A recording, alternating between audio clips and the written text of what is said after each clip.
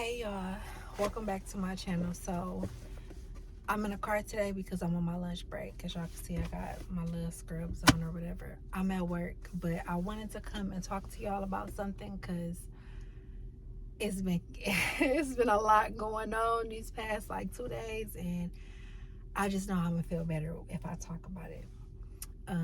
So yeah, I'm about to put y'all all up in my business again, and as I'm working through it, hopefully this video finds somebody who is also possibly going through the same thing that I'm going through, or may need a realization of something that they've been suppressing. So let's just hop right into it. 2 days ago, today is Monday, so Saturday, I got some, I don't want to call it disturbing news, but I got some news that brought back a whole lot of emotions and a whole lot of things that I thought I was over it. And in these past 2 days, I've been realizing that I am indeed not over it. And not only am I not over this situation, I have been grieving the death of this relationship for almost 3 years, y'all, and didn't even know. This is going to be an emotional one. Out of respect for the other party that's involved in this, I'm not going to go too deep into it, but I'm venting, I'm ranting. This is like a form of therapy for me. So I'm going to talk about what I feel I need to talk about, but I'm going to try to focus on me without putting too much of his business out. I'm sorry, I'm trying to get comfortable. Okay, so let's just start at the beginning, right? Oh, by the way, I got my notebook and everything, y'all. It's 1 o'clock, like probably like 1:15 now. I spent the whole first half of my day at work when I was supposed to be working, writing in this journal. Hold on, writing. Like, I'm highlighting stuff, writing about how I feel. Look, I got notes. I just been scrabbling, and I'm still not done. Like, because it's been bothering me so much. So if y'all see me looking down, or y'all know I'm referring to my handy dandy notebook like Steve from Blue's Clues. But anyway, let's just get into it. Oop, I dropped my pen. Let's get into it. Please ignore the hoopty, okay? When that YouTube check clear, we're gonna get a new car. But for right now, this is what it is. Okay, so Saturday, an ex of mine called me and he told me that he is starting a family. And just out of respect for me, he just felt like I should know.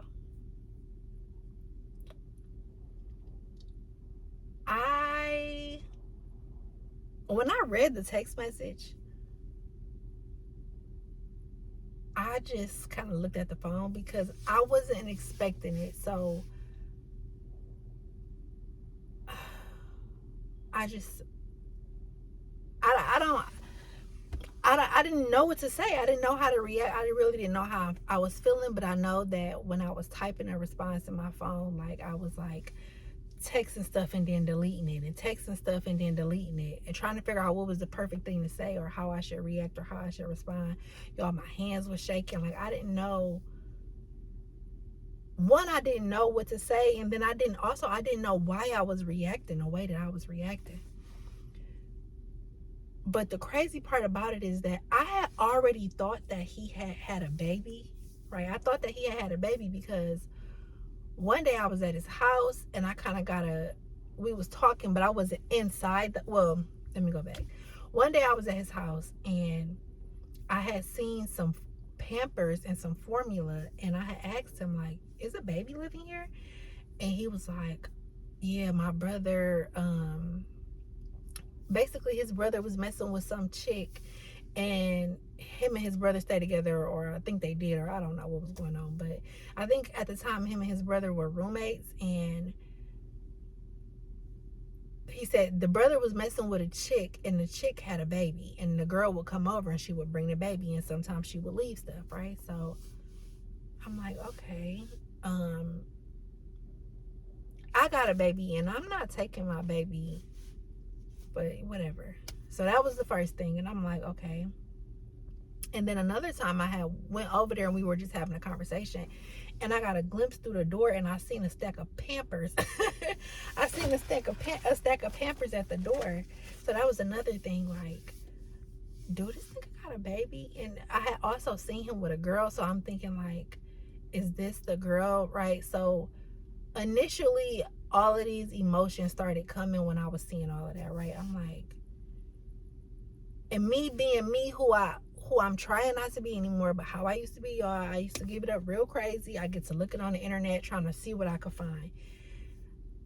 I never could find nothing. Like, even when I was dealing with this dude, I had to, like, really become a secret, like, CIA agent to find information, because he was so good at hiding stuff. But yeah, I couldn't find nothing. So that was always like a thing that kind of festered. Like, I wonder if he got another baby, because it wouldn't be too far-fetched. And even if he did have another baby at the time, I was thinking, like, he ain't gonna tell me, one, because he don't owe me nothing, you get what I'm saying? But he could possibly have another baby and not tell me, right? So I was thinking about it, but it was never confirmed, so I just kind of let it go. And then one day I was talking to my homegirl, and I was telling her, well, she was telling me about how she had found out that her ex had a baby. And I was telling her, and we was talking about it, and I was telling her, like, I think my ex got a baby too, but I don't really know. And I'm like, but I feel like he do. And she was like, you know what? I felt the same way, and I felt like emotionally the Lord was preparing me for that news, right? So when I did get the text from him that he was starting a family, that was the first thing that came to my mind. Like, okay, the Lord has been preparing me for this moment. Okay. So after that, some stuff happened, right? I did some stuff that was really messy. It's not funny.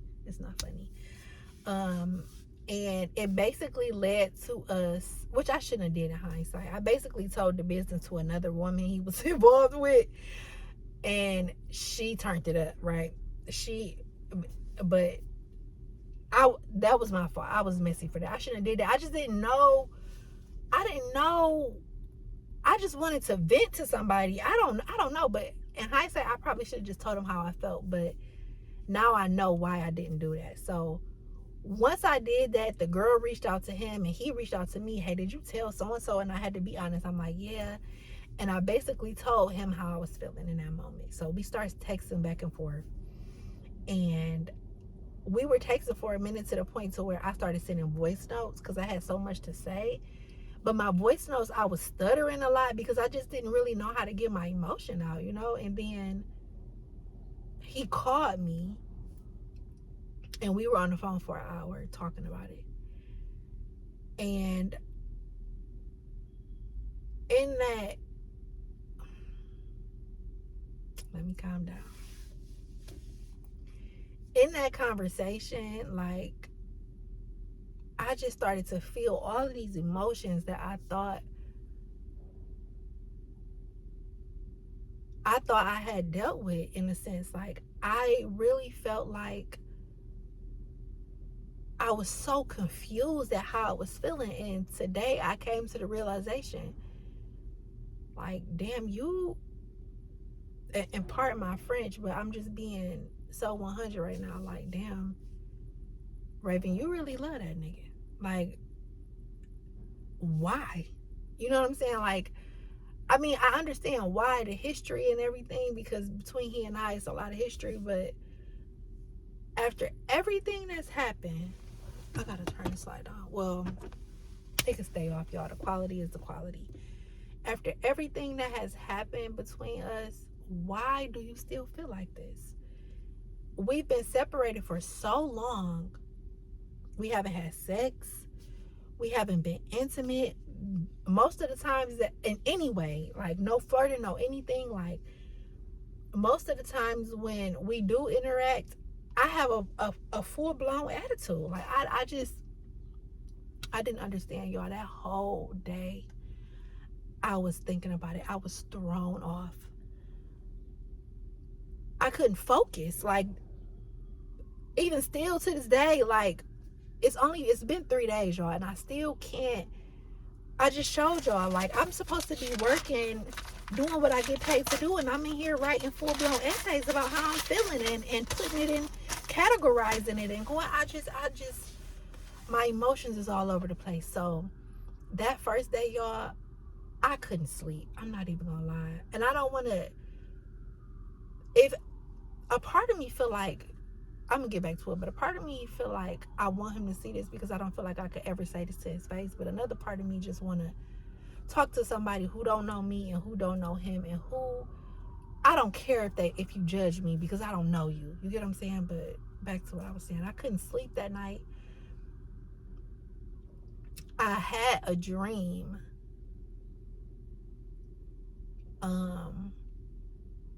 I'm trying not to get emotional. I'm not gonna cry on YouTube. I'm not gonna be one of those people. I'm not gonna cry. I had this dream, y'all, where I saw him with his family, right? And I don't even have no tissue in here.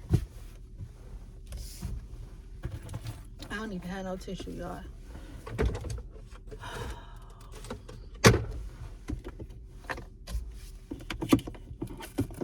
I usually keep napkins or something in here because my son, he's so messy. But I had this dream where I seen him with his family, and in this dream, like, I was replaying instances that he and I had went through, but it was just with another woman, right? So in this, and I'm a dreamer. Like, I feel like that's my spiritual gift. I'm a dreamer. And in my dreams, as I've gotten older, I've been able to, I know when I'm dreaming, right? I know, like, I'm able to kind of pop in and out of reality of what's going on. I know that may sound weird, but I knew that what I was seeing was a dream, but I also knew that what I was projecting was something that I had seen before between he and I, right? So I had that dream. I woke up. I was out of it. This is Sunday. This is yesterday. Yesterday, it was so hot. I was so irritated and so frustrated. The first thing that was on my mind, the last thing that was on my mind before I went to bed was this situation. I told y'all in my last video that I had came out of my fast and I was just over consuming, right? Like sweets and stuff like that. But I had told myself I'm gonna get back in it. So today is day 1. I'm starting all over. And before I went to bed, because I was up all night scrolling because I just couldn't sleep, I had prayed, right? And before then, I had kind of talked to the Lord about it a little bit, and he had said to me, like, are you ready to talk about this? And I was just like, I don't want to talk about it. I don't know where to start. And then I just felt the Holy Spirit like, okay, well, when you're ready to talk about it, we can really talk about it, right? So today I woke up and I felt the same way. And I'm like, I don't want to feel like this. I was thinking about it all day at work. I was riding the car on the way to work, and songs was coming on the radio, and I was just getting emotional, y'all. So when I got to my desk, I just started writing. And I realized that I've been grieving the death of this relationship and the death of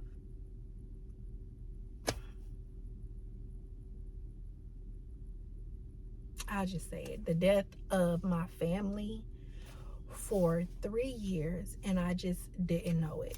I've been stuck in phases and not being able to identify why I feel how I feel. I printed this out so I could read it, but it's information on the 5 stages of grief. And I got this from the website. I can't remember what it's called. It should be on here. Overcomers Counseling. I got it online. I just Googled the 5 stages of grief and I went through it, and this was a website that popped up. So that's what we're going to talk about today. I'm on my lunch break, y'all, so I'm going to try to get through this as much as I can. All right, so it's 5 stages of grief, right? So it's denial, it's anger, it's bargaining, it's depression, and it's acceptance, right? So I'm gonna give y'all a quick rundown of what each of these things mean, and then how it pertains to me and how I figure I've been grieving this relationship.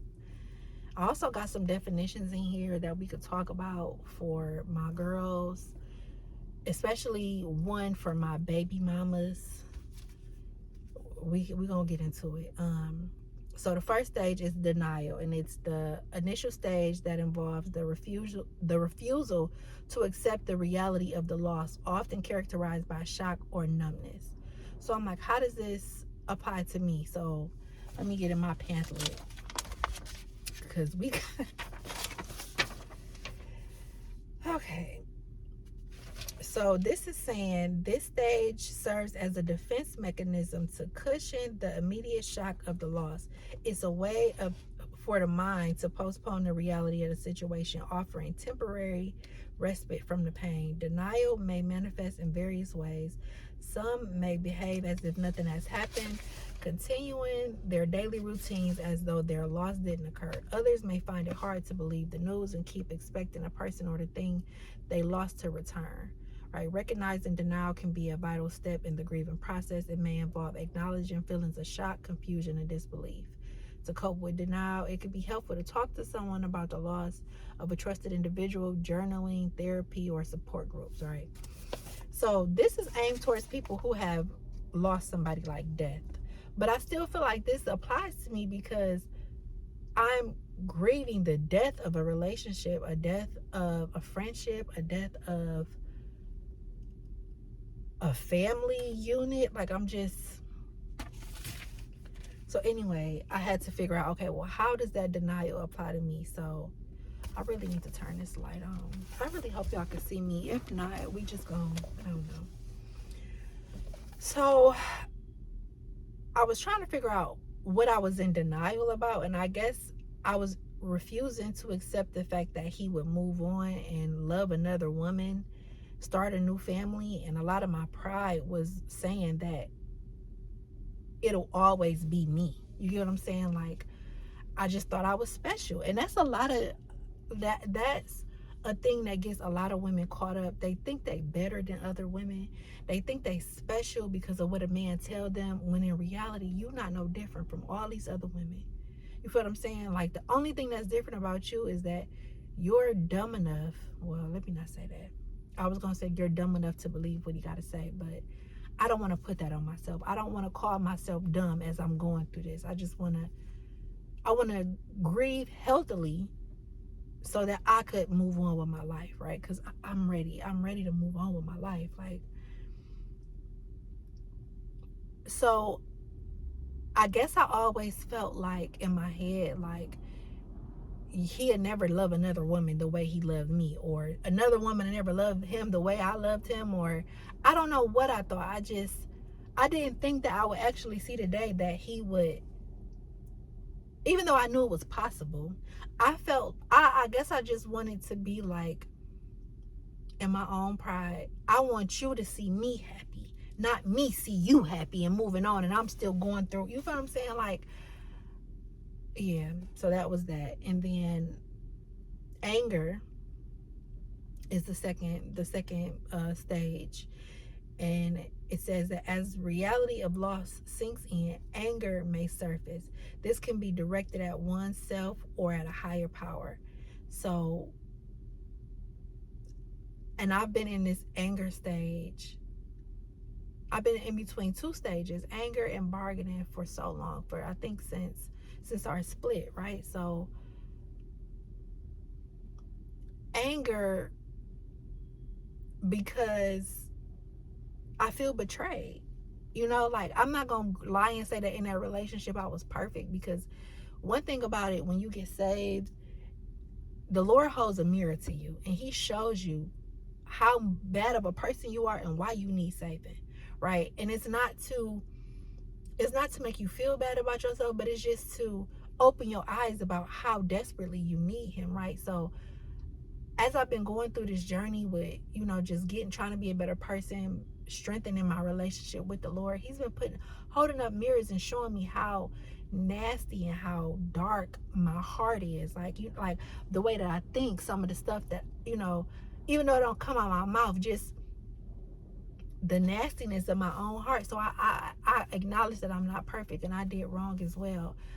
I feel like maybe because I never got an apology for certain things that happened between he and I, or because he made promises to me that wasn't kept. Like when a person tell you certain things and you so desperately want to hear them, and I feel like with me at that point, it wouldn't have mattered if it came from him or another man or whoever. I wanted so desperately to be loved and needed and wanted by somebody that I didn't even think to see if there was any effort behind those words, y'all. And I'm not gonna lie, I do feel like there were some great efforts that I keep holding on to, and that's probably why I'm feeling like that. But I don't know, I felt like I felt betrayed. I had an idea of what I thought our life would be, my life would be, and it wasn't that, right? And so I've been upset at that, and like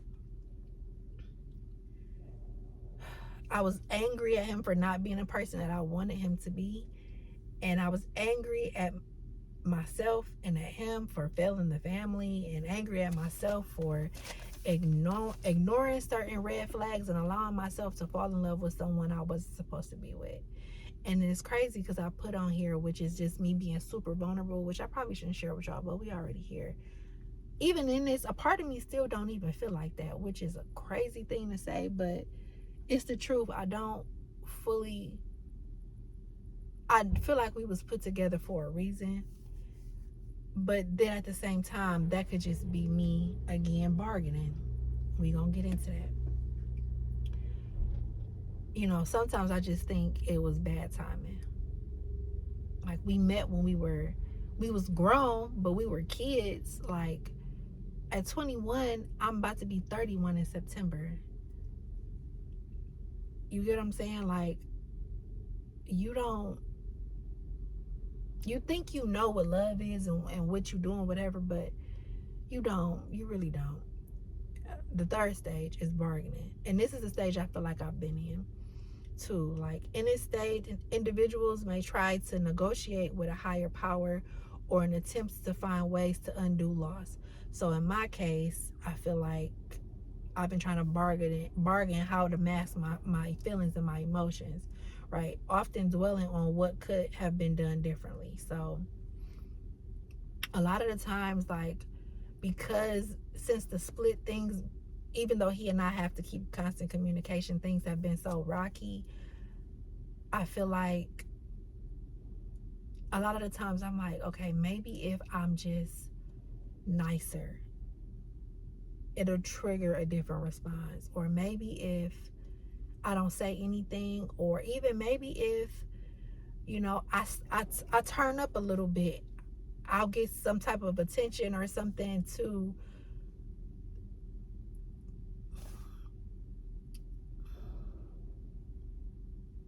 I don't know. I'm working through this as I'm talking to y'all, so bear with me, right? There's been often times where I pray for a better relationship between he and I. And not because I know that, let me just say this. When I say that, even though I'm saying this with my mouth, y'all, I don't feel this statement that I'm about to say right now in my heart. I just don't. It's just the truth. And I feel like we're not supposed to be together. And I say that because it took so much from me emotionally to leave. So, like, I'm learning that when you have to fight to get out of something mentally, you feel what I'm saying? Like, that's not a place that you need to put yourself back into. It's like being addicted to crack. Am I a crackhead? No, I'm just playing. Like, but that's what it feels like. It feels like being addicted to crack or something. Like, you know that this stuff, even though it makes you feel good for a moment in time, that it's just not good for you. So you go to rehab, you fight yourself mentally to get through this, to finally leave and break free. You don't go back because it's familiar or because you miss that feeling, or maybe it's the void that high has that you got when you were in that relationship, and when shit was good, like when shit is really good, it's really good type thing, and when it's bad, it's terrible.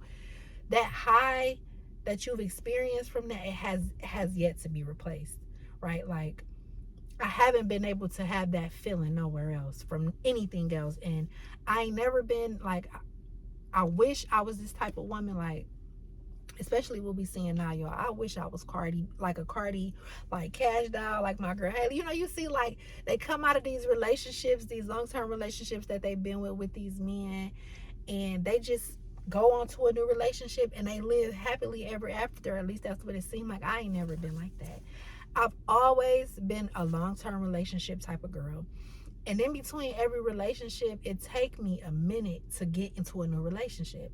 Like, before this relationship I'm talking about now, I was in a relationship from the time I was 17 to 20, right? So from 17 to 20, and then it took me about a year and a half before I started dating this guy that I'm talking about now. And then before that relationship, I was in a relationship from like 14 to 16, you know, like and don't get me wrong, I've dated guys in between, especially when I was younger, y'all. I was just trying to, like I said, find that high. But as I get older, that's just not who I am no more. You get what I'm saying? Like, I can't do that. So I have to, like, I have to, like, I'm realized that I really do be having to grieve these relationships, because it takes a lot out of me. So to take all of that out of me and then immediately pour it into somebody else, or for me to have this mindset, which is TMI, like, regardless of how or whatever is going on emotionally, sex is an emotional thing for me. I'm not a one night stand type of girly. I'm not gonna lie and say I ain't tried it, because I have, and it ain't for me. I need the connection, and that connection comes with feelings of what I perceive as love, which we can get into that in another story, because that has a lot to do with my upbringing and childhood trauma. We'll get into that later. But if once I made my mind up that you are my person, and this sounds so crazy, but this is the truth. I know better now as a woman that's been delivered by Christ. But in that moment, I made the conscious decision in my mind that I belong to you, my body belongs to you, and vice versa. I can't just easily give that up. Like, but now understanding that words have powers, those are covenants that I should have never made, open my mouth to make to a man that ain't my husband. You feel what I'm saying? Like, nevertheless, right? So back to the bargaining right now, because now I'm just rambling. So I prayed about it to try to heal the relationship, to try to heal the friendship, just so it's easier to deal with him, or easier for us to deal with. Because I'm not saying that he just a big old problem. Like, I'm sure, I'm more than sure that, especially realizing what I realize now, that I've just, I don't know.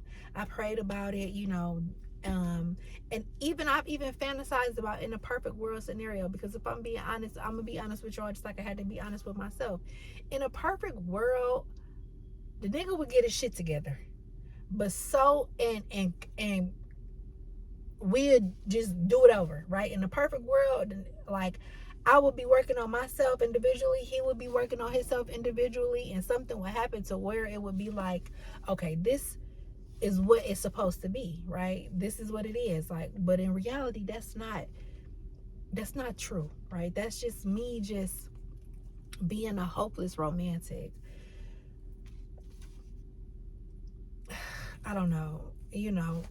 And then another thing is like, well, we'll get off bargaining for a minute, but y'all kind of get what I'm talking about. But these are some definitions that I wrote down, because when I was like talking myself through this, writing this stuff down, certain words be coming to my head, and I have to define them to fully understand what it is that I think I told y'all. I learned that from Tiffany Montgomery, who has the ministry Covered by God.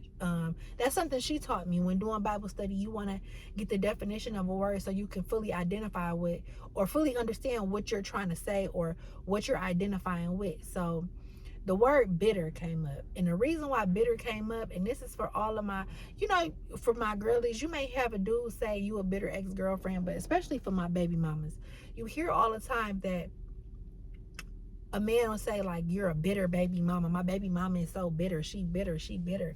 And it's like, what do that even mean? Well, to be bitter is to feel a deep and persistent sense of resentment, anger, or cynicism, often stemming from a past experience of disappointment, unfair treatment, and betrayal. So I'm like, what is cynicism?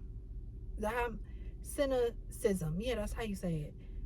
It's a disposition characterized by a deep distrust of others' motives, and belief that human actions are primarily driven by self-interest and greed, which leads to skepticism, which is the doubt as to the trust of something, right? So bitter, to feel a deep sense of resentment towards somebody, which is characterized by anger, cynicism, skepticism, right?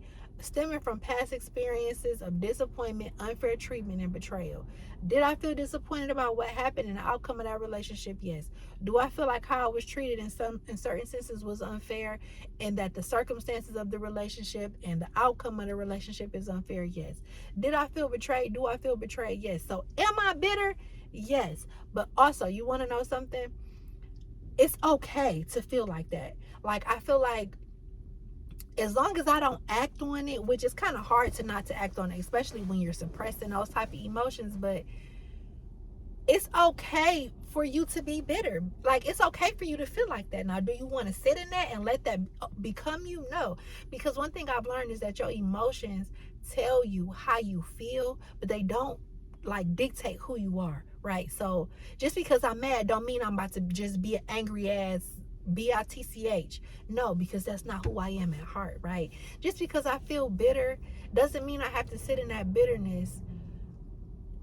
Like, I can accept it, I can talk about it, I don't have to act on it. And once I accept it, I feel like I can move past it. But these things, though, this bitterness, this cynicism, this skepticism, is harmful to how I view men, right? Because now I'm thinking, like, every man that I could run across is a liar. Every man is just saying whatever that they want to say to me because they want to get in my pants. Like, a man is just going to tell you what it is that he want to hear. And it's leading me to believe that a man they don't ever really love you, which is like, that's a very unhealthy way of thinking, especially for somebody like me who desires marriage. I have a strong desire to have a husband, to have more children, to have a family. Yo, I'm not even gonna lie. Sometimes when I pray about certain things, when I pray for my son, I pray for my sons with the S, which is like delusional in a sense, but I have a strong feeling that I will have more children and their children will have children, and I'll be somebody's grandmother, and 4 generations going forward. Like, my lineage will be blessed because of the prayers that I said before they were even thought of. These are things that I think about, and I know that if I don't fix this, I'm never going to get that, because I'm never going to be able to allow a man to love me or to love him properly and build a proper foundation after I do the work that needs to be done, like to have a solid foundation where you have something real, if I don't let this stuff go. Like, and y'all, I'm ready to let this go. The 4th stage is depression, y'all, and y'all know what depression is, right? A deep sadness and withdrawal from many withdrawal from life, right? Characterizes this stage. It's a period of mourning and processing a full impact of the loss. This is where I am now. When I got this news that this man was starting a family, it was like, boom, the door closed shut hard, because it's like, okay, this is real. Like, this breakup is real. The fact that this, like, it's real. And it's no going back, regardless to however he may have felt. how he feels, because a part of me don't want to believe it, but I can only go off what a man say.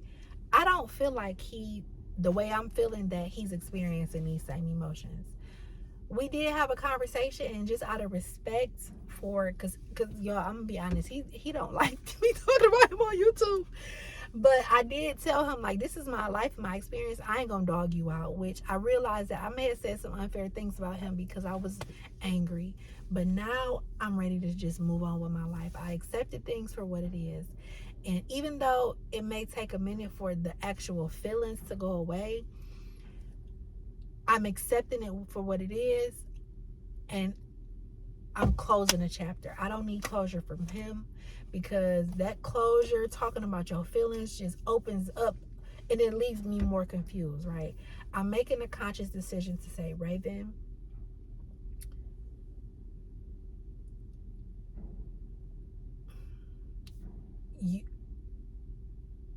I accept the way that I feel, regardless if I like it or not. I accept the fact that I've suppressed the fact that through my anger, I've told myself that I don't give a fuck about this nigga, that he could do X, Y, and Z. And at the end of the day, it's all about the bigger picture, which is the youngin', you feel what I'm saying? But the reality of it is, you still love that nigga, right? You had a baby with that man. You trusted him enough with your body. You risked your life for this man because you loved him. You wasn't thinking about the future. You was only thinking about right then and there. And I forgive myself for not, I'm not gonna say not making good decisions, because a blessing came out of it, right? But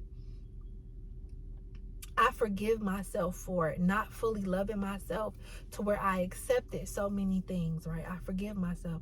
I forgive myself for playing a role in the downfall of that relationship. I forgive myself. You get what I'm saying? Like, I accept the fact that I feel angry, I feel jealous, I feel mad, I feel hurt, I feel sad. I accept the fact that I feel all these things. With me speaking this out loud, I rebuke these emotions, right? And I'm going to move forward with my life. That's not saying that it ain't gonna hurt every now and then, but I want to prepare myself, because I know that when the time comes that I see it with my eyes, if I'm still in this space, it's gonna really mess me up. And I don't even know if, like, when I do finally see it with my eyes, if I feel like I'm healed, if that's still gonna trigger me, y'all. I don't know, because I know that there's gonna come a day where I see this family, and I'm gonna have to deal with it, especially if I don't have another family of my own. You feel what I'm saying? Like, but that may not be the journey for me. Maybe I felt like if I had somebody for myself, like something real, where I was like in love with a man, and I knew that we were in a healthy space, and you know, we were like, I had a friendship and I had that companionship, that maybe I wouldn't feel like it's unfair that he gets to move on with his life and I have to like sit here and watch him. I don't have to watch him move on with his life. You like, that's I'm not watching him, but like, I have to be alone, you know, maybe because I have these feelings like, damn, I want me a man. You feel what I'm saying? But I know that every time I pray about it, which is crazy, like, but it's the truth. Like, whenever I pray about, like, Lord, I don't want to spend the rest of my life, I don't want to be lonely. I want, like I told y'all, I want more kids. I want me a man. I want us to have a crib. I got these desires that the Lord has not taken from me. And even when the enemy try to tell me that there's a strong possibility that you can end up by yourself because I'm a single mother, young black woman, there's still a big part of me that say no. That I'm like, sometimes I feel like I do actually hear the Holy Spirit telling me, like, the journey that you're going through, I'm preparing you for your husband so that you could be the woman and the wife that he needs, because I don't want to be what I was before. A hot girl summer, a city girl lifestyle that I used to try to portray to live. That's not who I am. It's never been who I am. And those were defense mechanisms, right? I'm definitely more of a Claire Huxtable type of gal, okay? like, you know, I want my husband and my career and my crib, my brownstone and my 5 kids and my grandkids, and that's what I have a desire for. So I'm ready to close this chapter so I can move on with my life. But then there was another thing, y'all. I was listening to this I was listening to some commentary on us, like some celebrity gossip. Y'all know I like my talk radio or whatever. And the woman who was doing the commentating, she said that there was a deeper need for the person she was talking about to address the part of her that is comforted by abuse, neglect, trauma, and disrespect. And I said, that applies to me too. I need to address the part of me that confuses abuse and neglect and trauma and disrespect with love. And I'm not gonna lie, I'm gonna close it out here, and maybe we could pick it up next time I record on this. Y'all want to know what I think that stems from? That confusion of abuse and neglect and trauma and disrespect with love? No lie, y'all. And it really hurt me to my core when I thought about this. I think it stemmed from me getting whoopings as a child. You know how your parents will whoop your ass when you do something wrong, and then turn around and be like, I love you. And then you realize when you grow up, a nigga will whoop your ass and turn around. It's not funny. It's not funny. It's not funny. It's traumatic. Like, or not even whoop your ass, but he may just abuse you in certain ways, emotionally or physically or whatever, and turn around and be like, baby, I love you. And you just believe it because you feel like this is what love is. Y'all, and it got me to thinking, like, I'm not gonna lie, y'all, and I'm not gonna blame it on my race, but you know, my son, I got a son, he's 6 years old, and I do whoop his ass from time to time. And it's not that I don't love him, or I need to find a different way to discipline him. Like, you know how when the Holy Spirit gets to talking to you and you get to moving through some other stuff, working and talking through some other stuff, you be like, damn. You know what I mean? Like, ugh. So we gonna leave it off there, and then maybe in my next video diary we could talk about what that is, right? That confusing the abuse, neglect, and trauma and disrespect with love. Because y'all, I'm just getting started, and I can tell y'all about my little vision that I had and all type of stuff. So yeah, thank y'all for listening to me rant. I feel better now that I didn't trauma dumped on y'all. I didn't transfer energy. It's like, no, I'm just playing, y'all. I do feel better though. I feel a lot better. Now I'm gonna go back into work, and I'm gonna try to focus, and I will talk to y'all later. Peace out.